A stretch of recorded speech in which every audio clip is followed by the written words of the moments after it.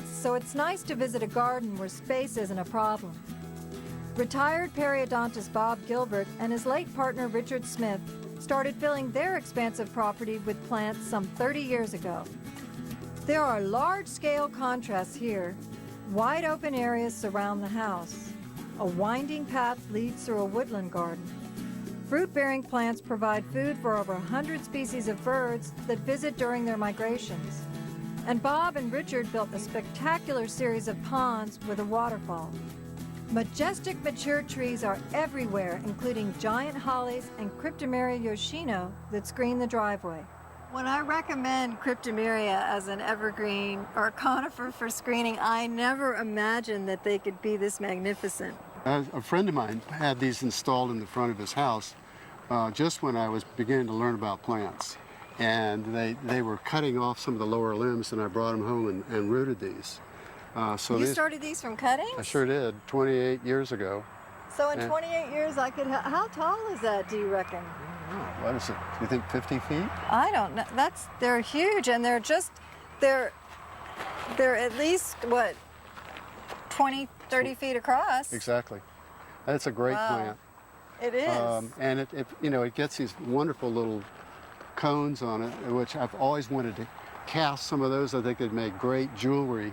That's a good idea. Jewelry, yeah. Cryptomeria jewelry. Did you ever imagine 28 years later you'd have these? Had no idea. Marvelous. And then of course I've been to Japan, and I've seen this. This is their cash crop, lumber crop. And this particular selection doesn't brown out in the wintertime. There's some cryptomerias that turn brown and look like maybe they're dying. But that keeps that rich green? Mm-hmm, it does. Beautiful. And this is one of my all-time favorite trees, Cercidophyllum Katsura. Right. Well, Katsura being the common name, but look at that leaf that has that blue-green on the underside. Right. This is a yummy plant. I ordered this in the mail, and it came in a little tube about this big. It was that big? It was that big, and put it in the nursery bed for a couple years until it got big enough. I wasn't even sure where I was going to put it, and this seems to be real happy here. Oh, does it get beautiful fall color? It does. It's really great fall color. So you started from cuttings or small mail order plants? Well, there was a time when that's the only place you could get it. I mean, you might be able to go to a local nursery now and find this, but you had to look through the catalogs to find this plant, and it wasn't commonly available. So you said, I'll just order it. And then if it's too small, I'll wait on it. Well, this was worth waiting for. I think so. Our house was built in 1845. This was an abandoned farmhouse that hadn't been lived in 6 or 7 years. All the shrubbery had been dug up and carted away. So we spent probably the first 6 or 7 years trying to get the house fixed up. When we got the house basically done, we realized that there were a whole lot of birds in the yard. It turns out that we're on a migration route. So we decided to start clearing the woods little by little to plant trees and shrubs that would produce fruit to feed more birds and attract more wildlife. And to date, we've seen 124 species of birds in the yard. Springtime all around us with all the early perennials coming into bloom. And we're in Kennesaw, Georgia. Right. Which is, I think we're still Zone 7. We are. And we're surrounded by a feast for the eyes. This is a large garden. Yes, we have probably 6 acres under cultivation out of the 13 that's with this house. That's a lot of gardening. It is, but it's not work. If you enjoy it, it's fun. And the white big sculpture out in the lawn, the white ball with the dancers, that almost looks like a Matisse painting wrapped around a big ball. Well, I think that's the way it was designed. To have the backdrop of the snowball viburnum, is that a macrocephalum? Yes, it is. Oh, that's just fantastic. Well-established sculptors that have caught on, their work is just extremely expensive. So we began to look for and find sculptors who were emerging, never with anything intentional in mind, never with any site in mind. We were just trying to find things. And then if you found it, you could find a place to put it because we had enough space. Well, we were always intrigued with, when you come up the driveway, that one of the first things you see is that sculpture. And it's sort of a shocker, because you've got a traditional house here, and then right across the way is this very abstract sculptural form. So you know that the people that live here have a sense of humor. Exactly. Coming up, a miniature mystery in Bob's bonsai garden. Are these for the little elves to collect nuts? And later on, a part of Bob's sculpture collection was made entirely by nature. Stay with us.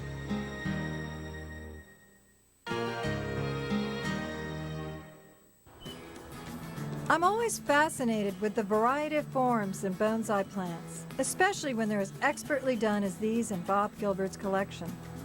With such a large garden to keep track of, Bob must find it relaxing to work in inches instead of acres. It's a hobby that combines everything you know about horticulture into an art form, and I think that's what appeals to me. You've solved a problem for me. I have a small garden.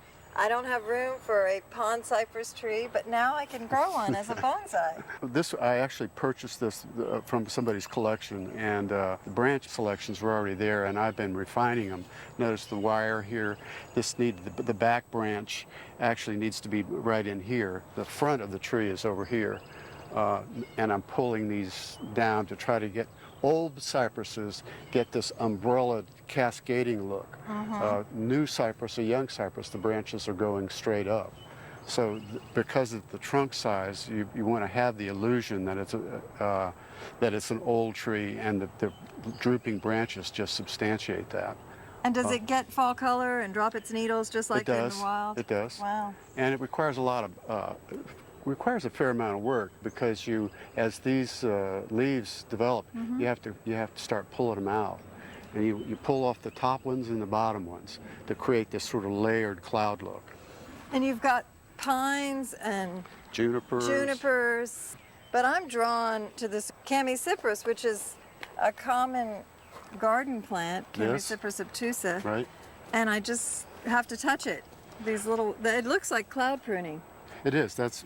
And one of the principles with this is that you've got to create these foliage pads so a bird could fly through there. And so you leave the spaces. And this moves. I notice this moves around. Well, is that your invention? Did you invent it's a lazy Susan. It's so heavy, you've got to be able to rotate it for the light. So on the heavier plants, I've got these lazy Susans underneath there so that I can turn them to get the light on both sides. Are these for the little elves to collect nuts? No, that's just fertilizer cups. In contrast to the neatly pruned bonsai, this woodland garden is where Bob lets nature take its course. This is really a stroll garden. You walk through the woods, and you don't have to look very far before you're going to see a weed, or a broken branch, or something that you would not leave in an urban garden. So it's informal. We're right on the edge of the woodland here, and it's a great opportunity to sort of combine flowering things that get a little bit more light, and then this wonderful yellowwood, even though it's not in leaf, just the bark is worth having. Right. And this holly is pretty unusual. You don't see this. It looks like regular old Chinese holly, Ilex cornuta, but it's not so regular because of the variegated leaves. Right. This is a holly variety called O Spring, and for a long time we thought it was O''Spring. And Spring. Yes, exactly. And it's actually named after Oscar Spring, so it's O''Spring.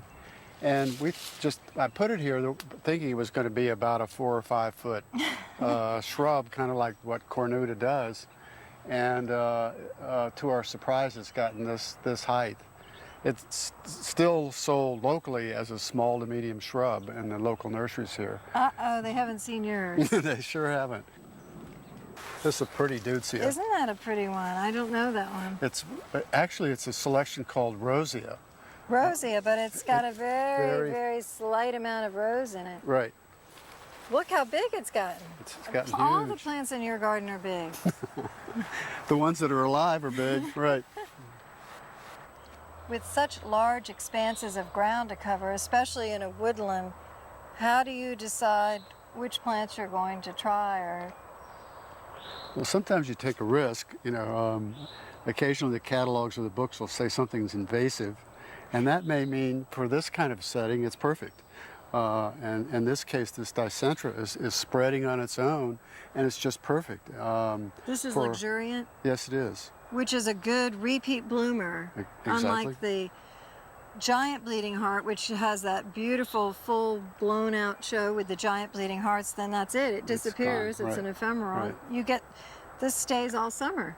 I suspect that in 5 years it's going to be, 3 or 4 times this size, this planting. And And the foliage is so pretty that it's delicate. very. So Softens up this whole area, doesn't it?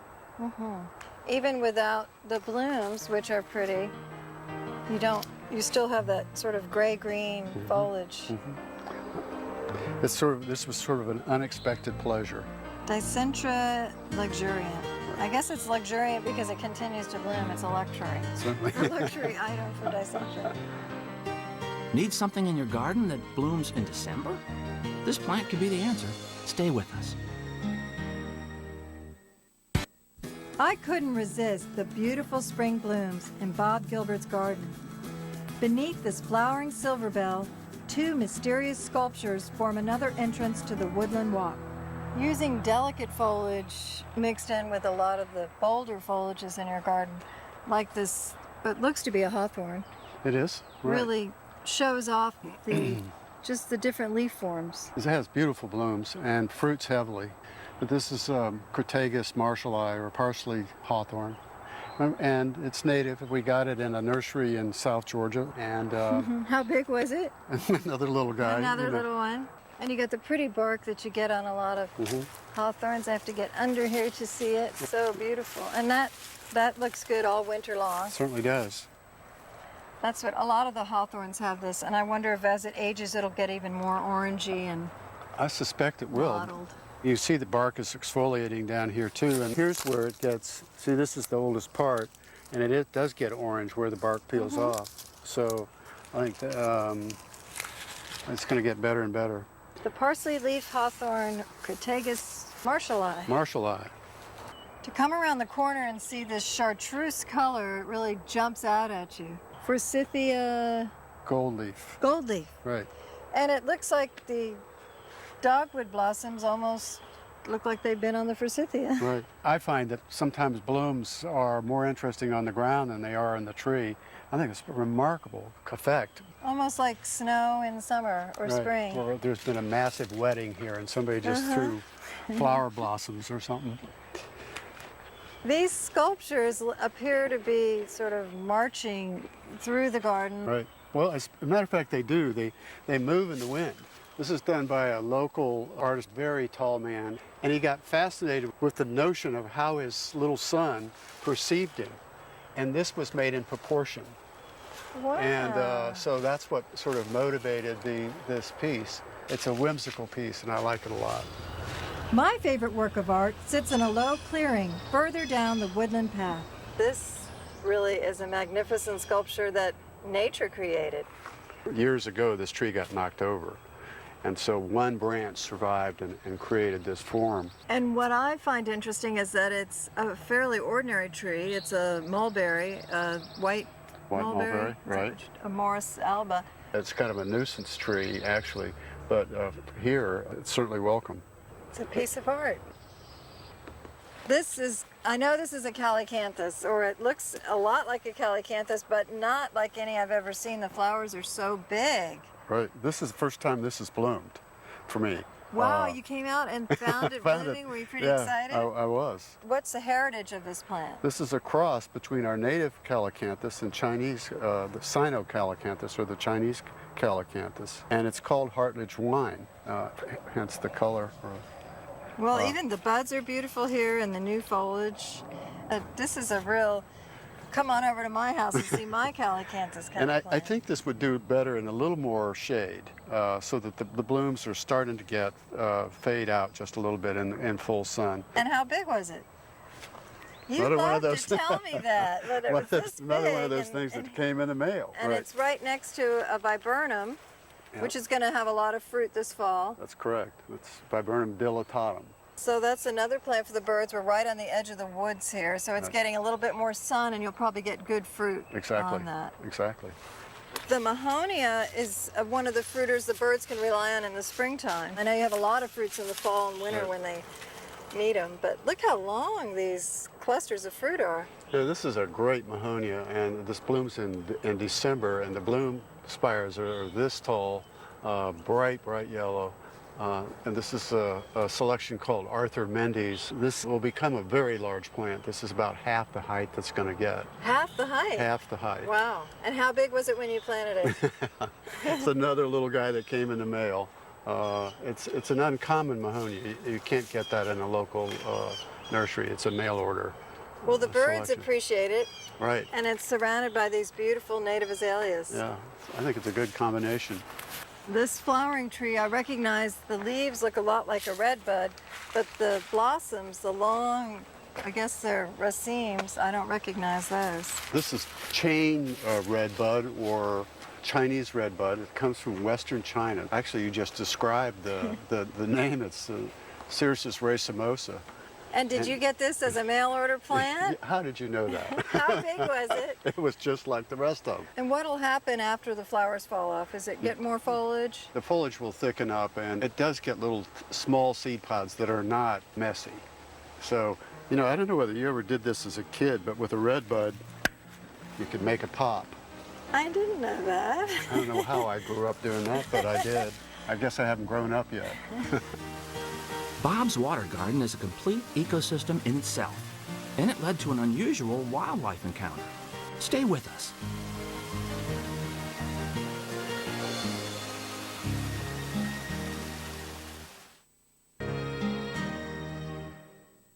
As I walked through Bob Gilbert's garden, I couldn't help thinking, this feels like a national forest. Woodland path, turn the corner, a beautiful waterfall. You've got examples of a grand waterfall, a little babbling brook stream, and some ponds. You've got every sort of water garden here. How did this all evolve? Well, this originally was just a gully, and in heavy rains, the water just made a path down through this area. So when we decided to put the water feature in, we just used the natural pattern that was already here, scooped out for the ponds. We, of course, had to build up for the waterfall. This is all pumped water. We don't have a stream here on the property, but we have a great well, so we're using the well water. Do you get birds? Do the birds like this area? Actually, that's one of the most satisfying things about this entire water feature. About 2 years ago, I was sitting down here and a Louisiana water thrush came up this stream, which is what Louisiana water thrushes do. They pick up insects in fast-moving water. Did you get a picture of it? No, I just had my binoculars, but what it told me was that I had created a fairly authentic and perhaps a real environment. A whole ecosystem. Exactly. This sculpture is in the middle of the pond here, is done by a friend of mine, and Marcia described these little top elements as tiny little bird houses for tiny little birds, which is that's sort of good. What I like about this sculpture in the center of the pond is that it doesn't compete with all the beautiful plantings that you've done around the pond. And the Japanese maple at the end of the path is just another beautiful focal point. After a while, if you start accumulating a lot of plants, you forget that you've gotten something, and suddenly you come home with the second or the third one. There's no telling where you're going to end up. So it's another little adventure and another part of life that becomes another fascination. I have a feeling that Bob Gilbert will never stop collecting, whether it's bonsai, sculpture, or yet another rare plant. When I visit gardens, I make new friends and discover new treasures. Here are some great ones from Bob Gilbert's garden. Japanese cedars have been part of the American landscape for a long time. They were introduced here in 1861. They're incredibly fast-growing and make a great screen. The leaves of this bleeding heart look terrific in flower arrangements. Grow it in partial shade and rich soil. This rare sweet shrub is a new arrival on the garden scene. The pink blossoms can be up to 3 inches across. This is not your mother's Mahonia.